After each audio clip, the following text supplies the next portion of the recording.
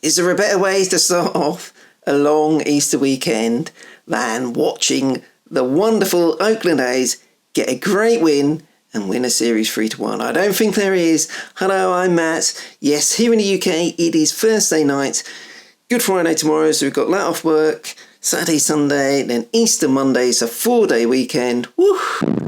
And it's all about the A's. Getting the better of the Rays. And you know, just a week ago, there were plenty of A's fans. I know what Twitter's like, but there were plenty of A's fans out there that were very much despondent, miserable, pessimistic, downright fed up. And I understood it to an extent, but the way that was turning into, oh, this team is terrible, look at that horrible lineup, I wasn't having any of that. Not a bit of it. I'm not saying on the back of 7 games we're now suddenly playoff contenders. Don't worry, I'm not going mad. But this is a decent team. There's some good players on this team, and they were a lot of fun to watch. And that's exactly what we saw in this 4-game series at Tropicana Field against the Tampa Bay Rays.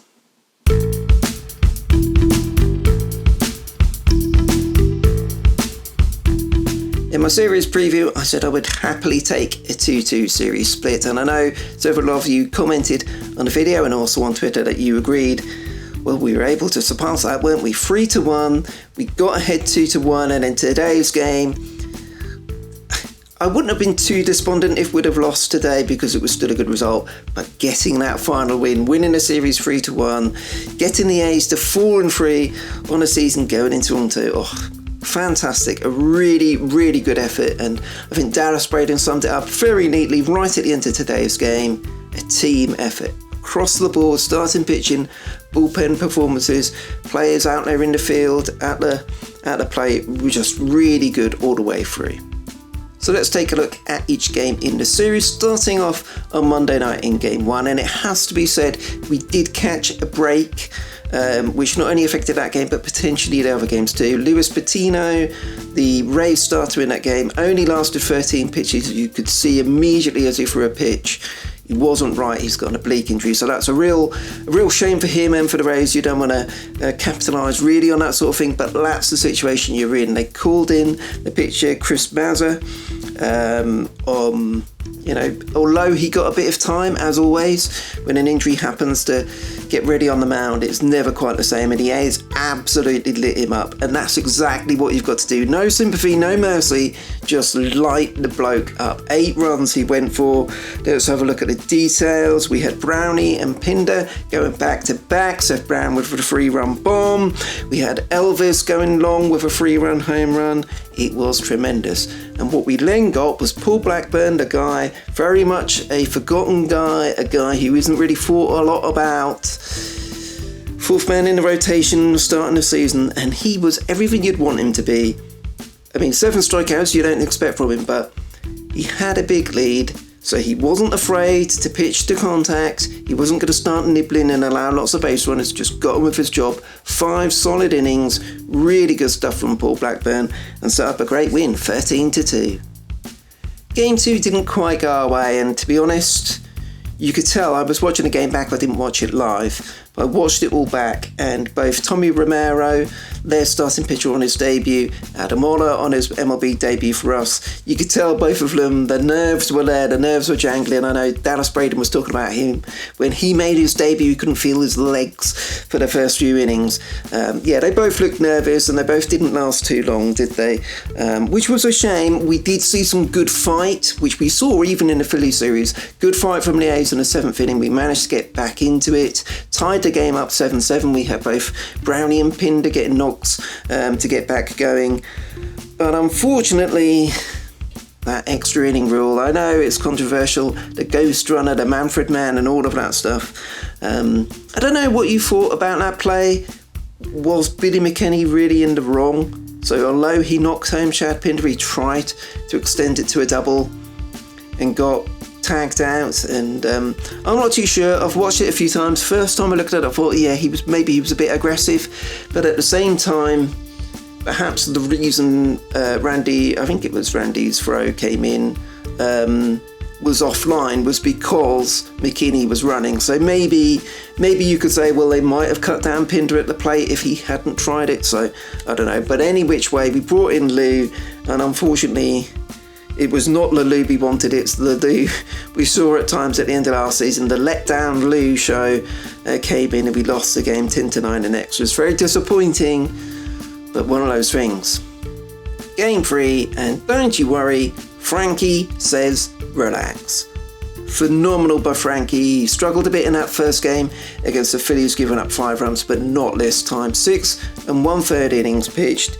Looked really, really good. 6 strikeouts. Did give up a couple of runs, but pitched really well, kept us in the game, and really set up that 4-2 victory. Sean Murphy, the man with the iron bum, I guess you could call it, the meme machine that is Sean Murphy now. Much clearly to his slight embarrassment, he's not a guy who seeks that sort of attention, is he? But Sean got in there, big 3-run home run in that game to set us up for a 4-2 victory. Meant at the very least we would get a split, and we went again today on Thursday in the getaway day, the early game. Cole Irvin on the mound, and again, just as with the Philly start, he gave up those 3 home runs just on a few mistake pitches. He'll be annoyed to give up that 2-run home run in the 7th inning. I know he will, but he shouldn't be too hard on himself. Cole was rolling all the way into the 7th inning. And again, 6 1/3 innings, just like Frankie. It was Brandon Lamb with a 2-run home run, but he pitched really well and just settled everything down. I said before the game, let's be greedy. Don't just settle for a 2-2 split. Let's go and get that 3rd win. And that's exactly what we did. A 3-run second, and then scored run in the 4th, 5th and 6th.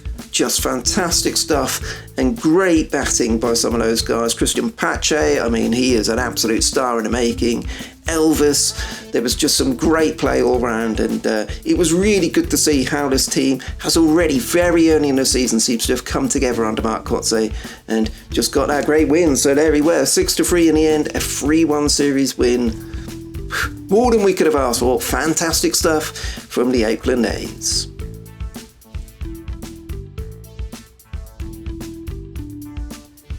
So we move on now to Star of the Series, and with the Philly series, it was difficult to pick because there were no standout performances. With this one, well, there are lots of standout performances. Which one do you pick? I mean, pitching-wise, there were a few good bullpen performances. AJ Park, for example.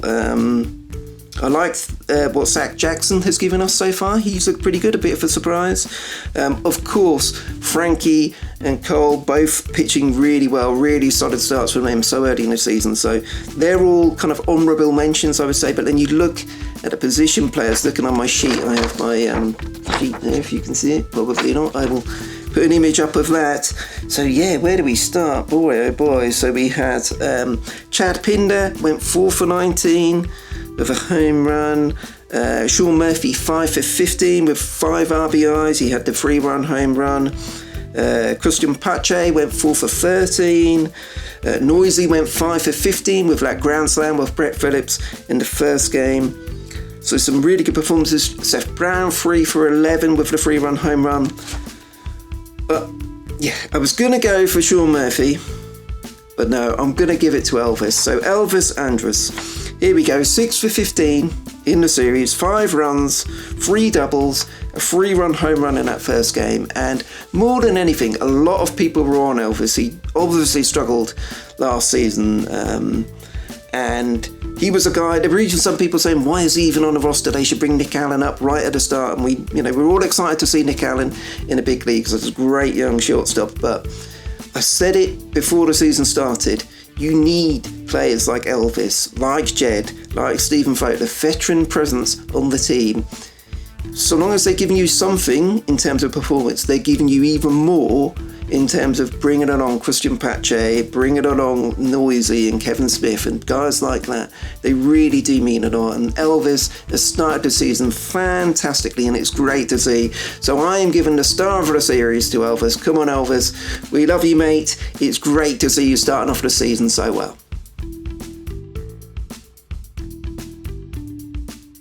So there we go, a 3-1 series win. The A's are 4-3 heading to Toronto. That's going to be another tough series. We saw yesterday Vlad Guerrero Jr. absolutely marmalising the New York Yankees with 3 home runs. So that's going to be a tough series. And of course, Matt Chapman playing for the Blue Jays, that will all be a bit weird, just as it was weird playing against Semien last year with a Blue Jays jersey on. But that is to come. What do you think? Who do you agree with Elvis as the star of the series? Who else would you have gone for? Let me know in the comments. We will have a series preview for the Blue Jays series out before the game on Friday. And yes, because it's Friday at about midnight UK time, but it's the Easter weekend, so I'll be able to watch that one live. And then the Saturday and Sunday games are early games too. So it's a feast of baseball. And isn't this Oakland A's team a fun team to watch? And I said right at the start, given all the despondency around the team, this first week, 4-3 and some really good play from the team, you couldn't have asked for more. So come on the A's, and don't forget to subscribe, of course, to the YouTube channel, because we will be enjoying the A's come what may all season long.